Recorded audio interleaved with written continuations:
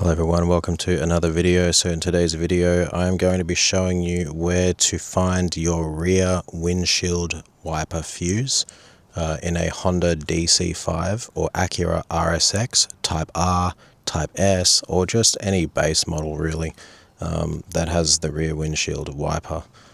So you should obviously recognize this car since you are searching for it. It's a 2004 or 2005 or something, I think. Yeah, so we're going to find the fuse in your Type R.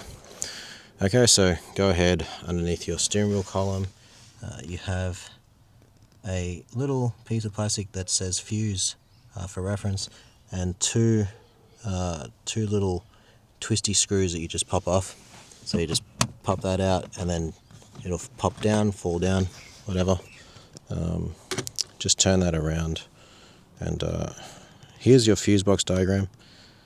So for your rear windshield wiper fuse, it is a 10 amp number 9 I believe on the bottom row next to your speedo cluster fuse and in between your radio fuse. So it is a 10 amp in between a 7.5 and a 7.5. So this will make it very easy to find. So we're going to go ahead, pop that down there, leave that there. We're going to go underneath and just under there, here is your fuse box, guys, okay?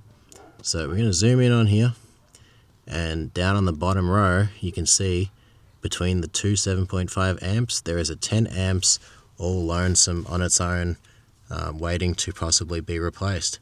And so here it is right there. That's your 10 amp fuse. Let's just show you guys. Okay, so you just want to pop that out, check it out, make sure it's not blown, and hopefully if it is blown you can replace it and fix your rear windshield wiper problem.